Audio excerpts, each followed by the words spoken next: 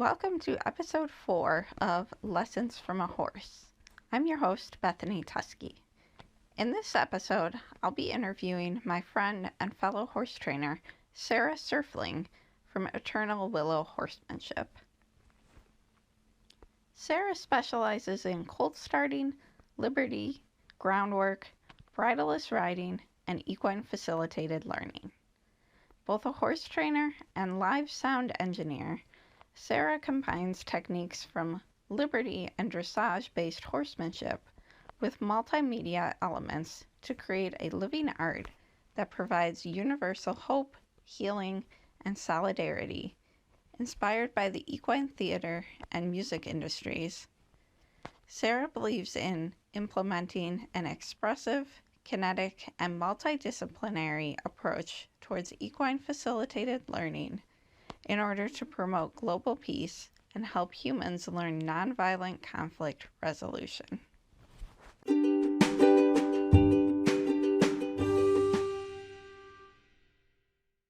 Well, welcome, Sarah. Thank you for joining me today. I'm so excited to chat with you and find out more about what you're up to. So thank you for joining me.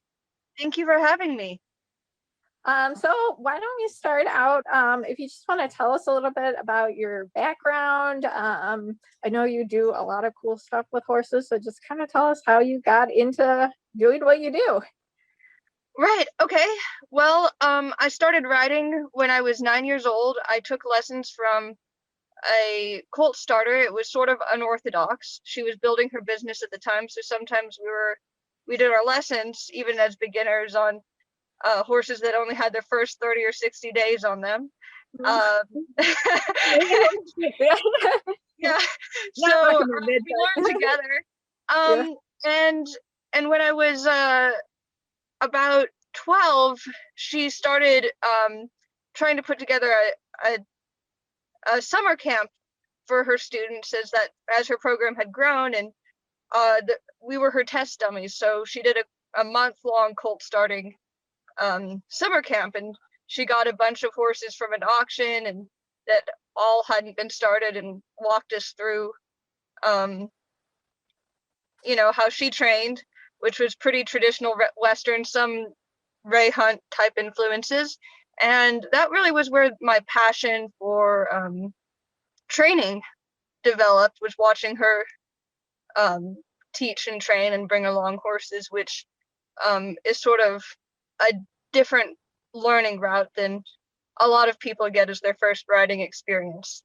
Yeah, and definitely. Yeah, and yeah, and moving forward, I did take lessons in some English as well, and I ended up with a quarter horse that had failed as a Western pleasure horse because his gaits were just too big, and that's how I really got into dressage, because he handled the lower level and had a kind of a cute length and trot, and yeah, that was how I got started. And I was always interested in how could I connect more with the horse and do everything more softly, and I was always trying to figure out how to do bridleless, and I'd learned from my first instructor how to do traditional round penning and join up, and that was my first taste of liberty. And moving forward, I had the opportunity to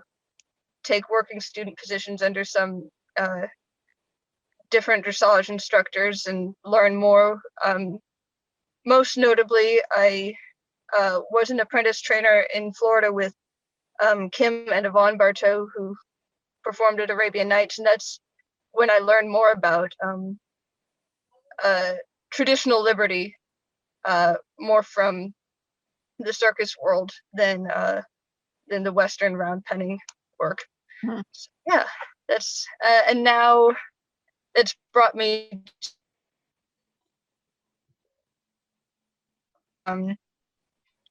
doing young horses, some problem horses, and bringing along projects of my own.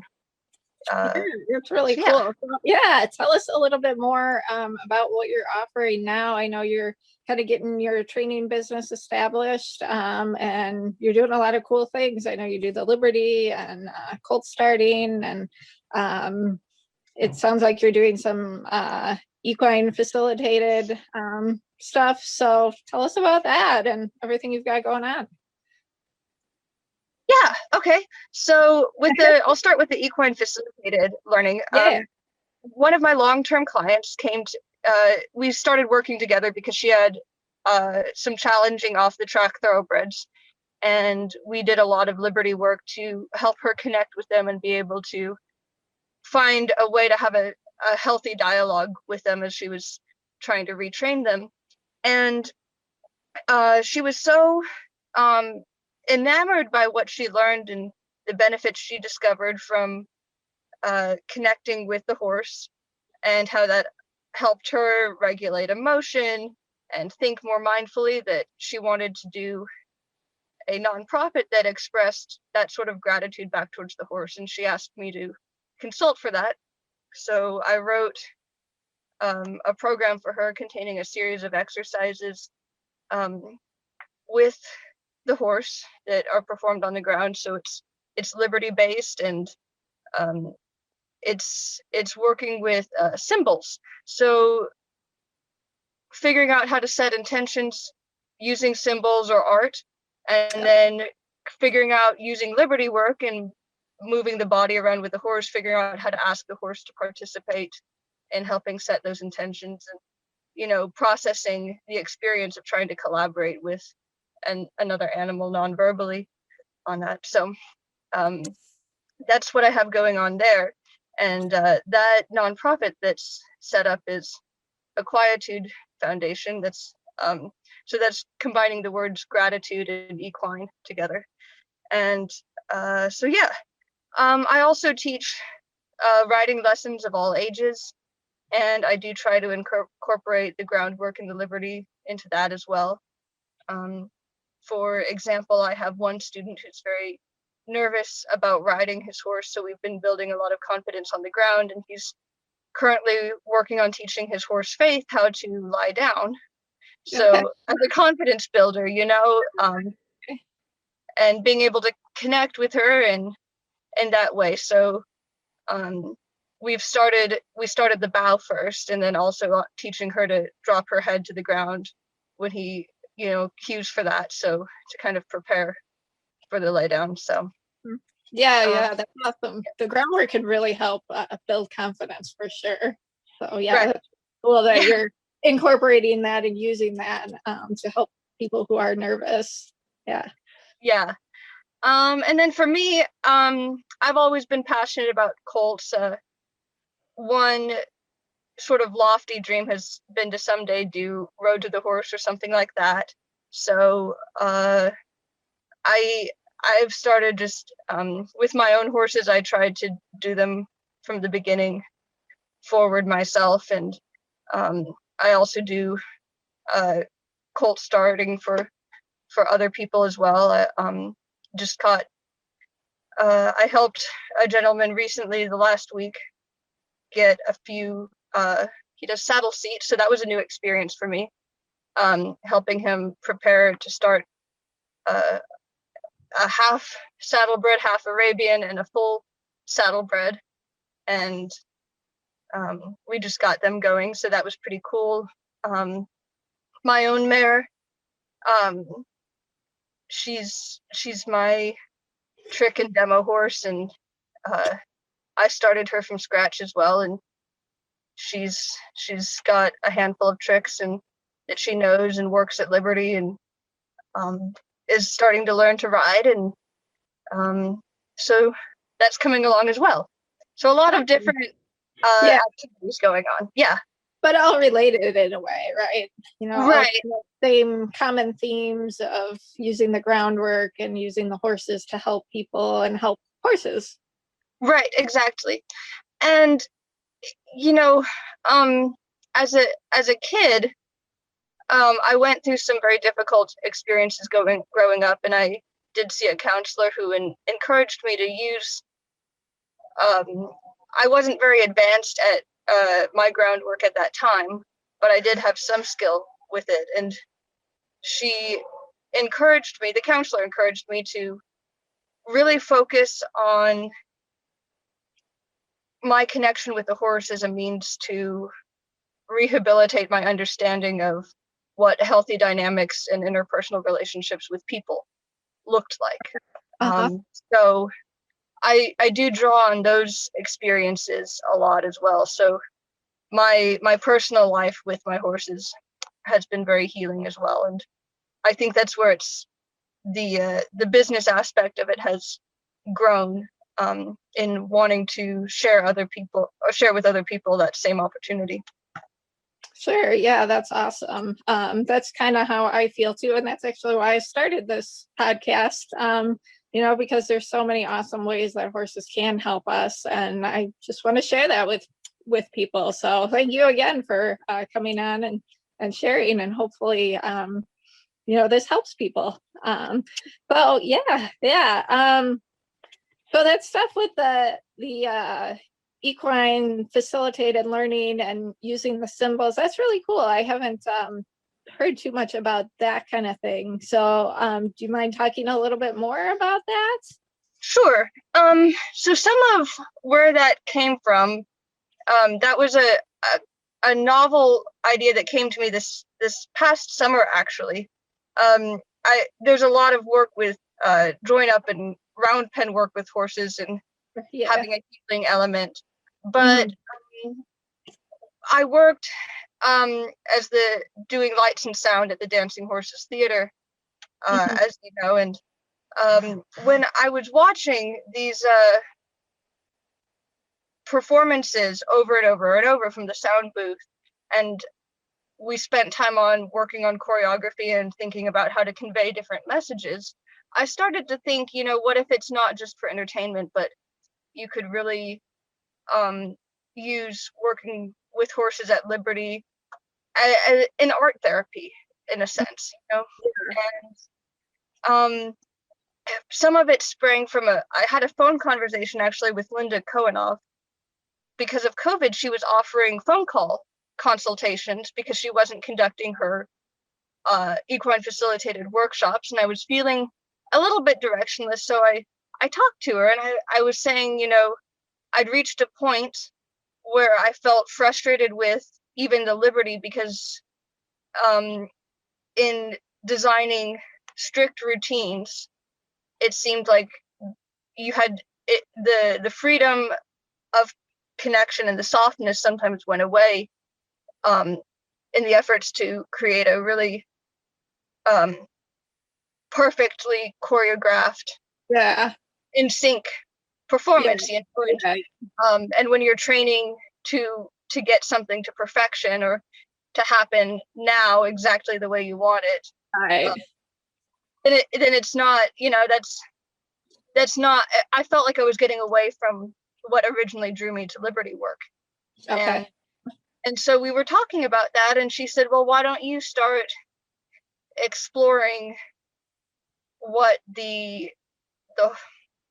horse wants to do, And I think you and I had we played with Maya a little bit on the ground, your filly, and you kind of suggested some of that same idea. So both with having talked to you and having talked to Linda, I started to think more about that.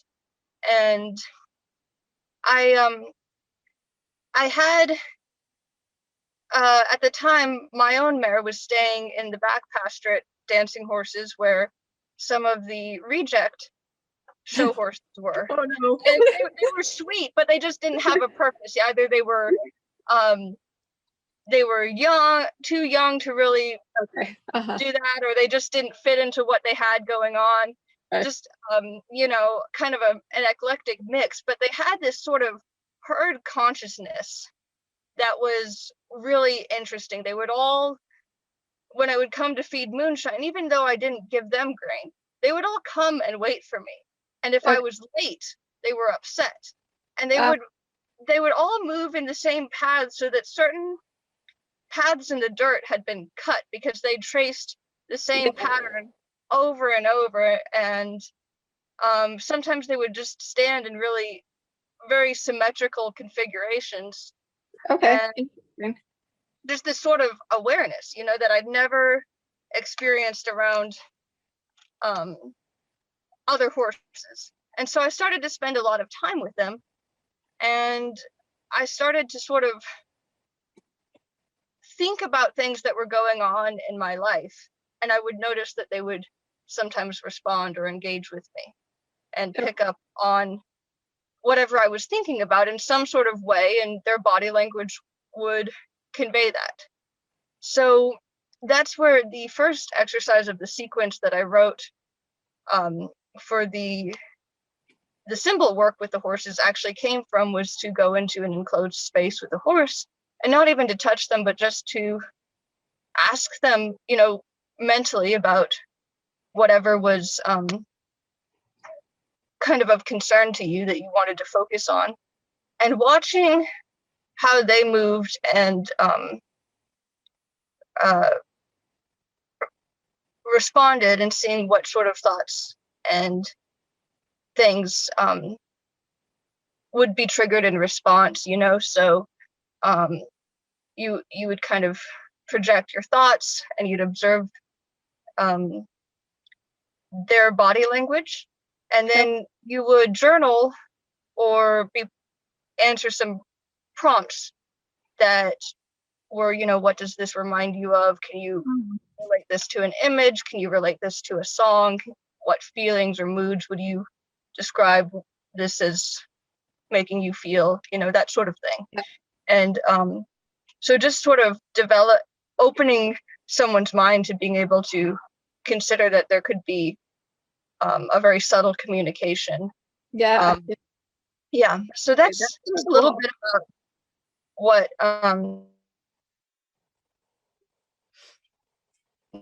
like a little more on the that's sort of what evolved. Yeah.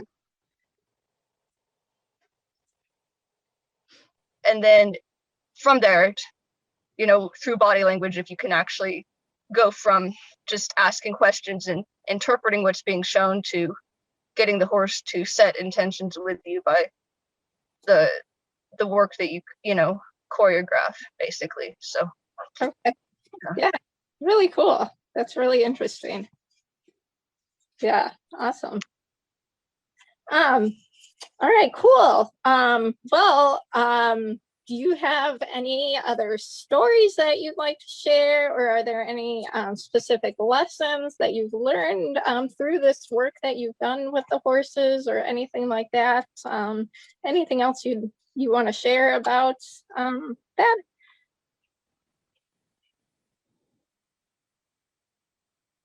Well, I think each horse teaches something different for certain.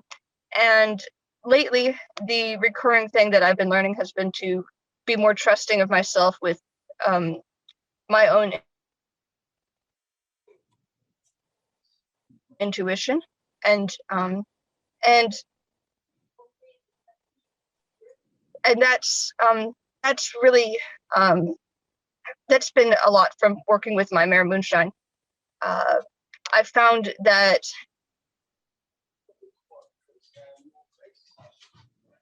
when I started work, I'd been riding so many problem horses that I had internalized some element of fear. And it wasn't that I couldn't get the job done or I wouldn't work the horse or whatnot, but I would over drill things like stopping and backing up because I was afraid of not being able to stop the horse. So I would be overly harsh or overly assertive, making sure that there was a certain level of pretty significant submission with doing some of the ground body control, you know, and I felt like I constantly had to test. Right. Yeah. And control. Right. And it was and I knew that I couldn't physically force a horse to stop. So it was this psychological domination, you know, that was sort of taking place. And it didn't feel right. And so with Moonshine, I've been learning how to step back and communicate in a way that allows her to show me that she understands and that she doesn't want to hurt me. And it's sort of a weird thing to have gotten to a place as a professional that I even was concerned about a horse, you know, harming me, but I had just seen so many problems that had gotten out of hand where you couldn't really train because of the level of aggression that some were exhibiting, and that was because of not because they were necessarily aggressive horses by nature, but that was what they had felt like they had to default to. And so finding that you know, a different way, and I spent a lot of time trying to figure out how we could work on trust before spending time in the saddle, so that I felt comfortable, but I didn't feel like I was dominating her. And I think that applies to the real world too, you know. I've often found that whatever I'm struggling with in my own training, I'm also struggling in my daily life with the same behavior patterns. Definitely. So for me, so finding a place where I'm not afraid if I don't have absolute control, and it is something that's very, very difficult. It creates a lot of anxiety for me to feel like I'm taking a risk. And so moonshine has helped me with that a lot. So that's one lesson with from a horse. Yeah, definitely. That's awesome. And that's something I personally can relate to quite a bit. Just that feeling like you need to have some level of control. And it can be hard when you do work with those more difficult horses and you've maybe seen some things that they can do that can definitely make you feel less trusting of other horses too. So I can totally relate to that. But yeah, like you said, we can't really control them. And you know, the relationship and the partnership gets so much better when we start to trust them more, but it can be challenging sometimes for sure. And yeah, I can definitely relate to that. Right. So that's been something that's been unique. And then with my older horse, he's basically retired now, but Duke is my bridle-less horse, and he was a challenge because when I first started out with him, he was a show horse that had gotten sour on showing, and I was a kid, and he was just completely unimpressed with all of my riding mistakes, that my timing or my position would be off, and he didn't really want to compete. And so he had no tolerance for any margin of error. And he periodically would sort of, he's got a very long back and he's heavy up front, and so he would just brace and bolt off, and you can't stop him, you know. In fact, he'd perfected this trick. People tried to teach me to do a pulley rein with him and a one rein stop, and what he did is he would even with the trainers that would get on, he would be so strong that he'd pull them off the side. So and he did that regularly. He would just he would jump out of the dressage arena and run away mid lesson. He left dressage clinics. It was mortifying. And he did something similar on the ground. He would just set back and flip himself over and break whatever, you know. And it just, you know, I got tired of having to move from boarding barn to boarding barn because he was destroying property, you know. And so I taught him to ground tie. That was my first thing that I worked with him on, and figuring out how to get him to stay put because I asked him to, and not because he was tied to anything, because it was hopeless, you know, we tried taking him to a traditional trainer who, you know, put him on a patience pole and tied him up to a tree, and that didn't, he knew the difference between being tied to a tree and tied to something else, and that didn't really work, and it was pretty harsh and kind of made my stomach turn. I didn't feel good about that, and so it was really clear with him there's no amount of force that you can use to affect his behavior. So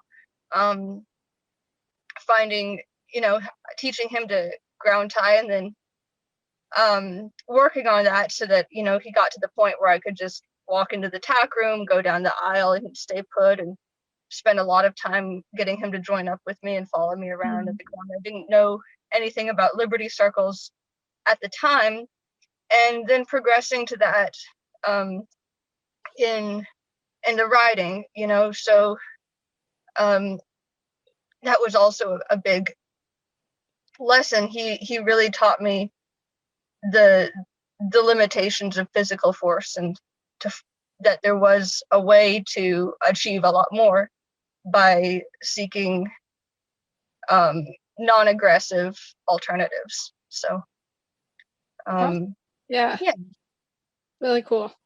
So yeah, so now he rather than running away, yeah, you ride him bridleless. Yeah, exactly. Cool. So yeah, that's, I think those are the two biggest examples that come to mind. Obviously these are horses I've had for a while, so I think they've had a chance to have a bigger impact on me. Yeah, definitely. Very cool. Awesome. Well, is there anything else you'd like to talk about or share with us? I don't know. I not in particular. I'm always terrible about interviews. That's pretty much that's pretty much it. That's what I have going on. And yeah, really cool. Awesome. Okay, so to wrap up here, I've got a couple more questions that we're just going to do like rapid fire, so you don't have to put a lot of thought into it. Just say like the first thing that comes to your mind.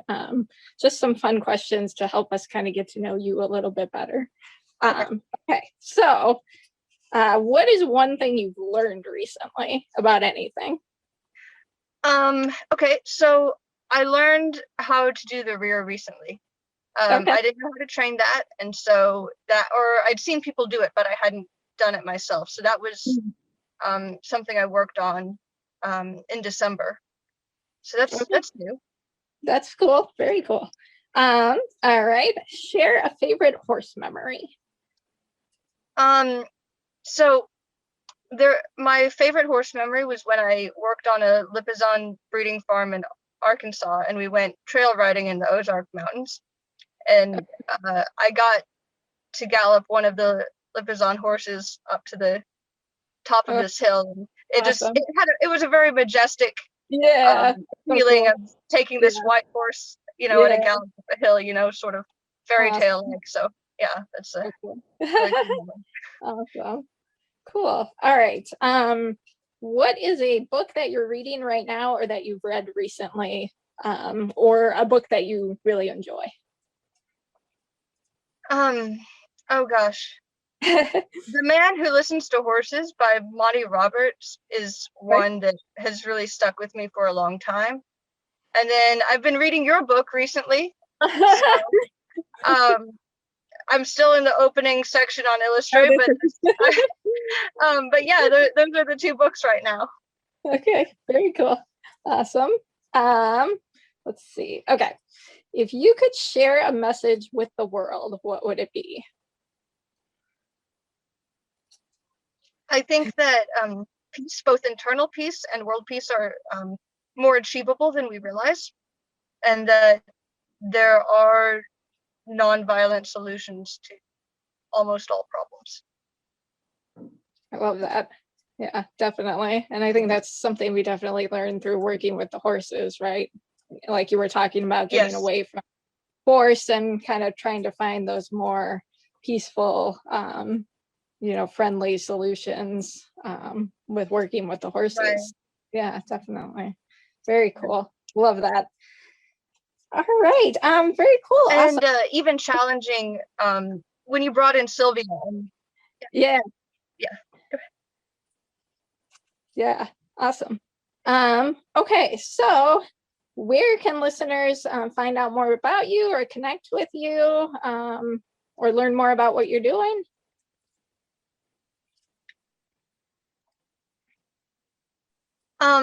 Instagram is a sort of place for where I'm documenting what my progress updates with my training horses. That grammar was terrible.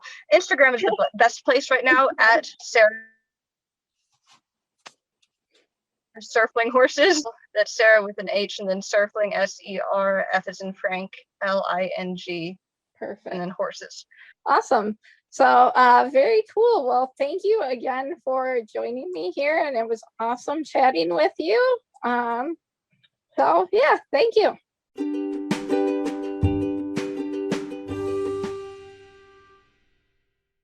Thank you for joining me today. I'd love it if you'd share your thoughts on this podcast in the comments. I always enjoy hearing from our listeners. If you enjoyed this podcast, please consider leaving a review and sharing with your friends. If you'd like to connect with Sarah and see all the cool things that she's doing, you can find her on Instagram. Just search for Sarah Serfling Horses, and you'll be able to see everything that she's up to. If you want to learn more about developing a better partnership with your horse, you can check out our website, tuskydressage.com, or search for Tusky Dressage on Facebook, Instagram, or YouTube. And you can also sign up for our virtual classroom on Patreon at patreon.com/tuskydressage. And lastly, if you're looking to go even deeper into the lessons our horses have for us, you can check out my book, God's Heart Through a Horse's Eyes, available on Amazon and Amazon Kindle. Thanks again for joining me on Lessons from a Horse, and I'll see you next time.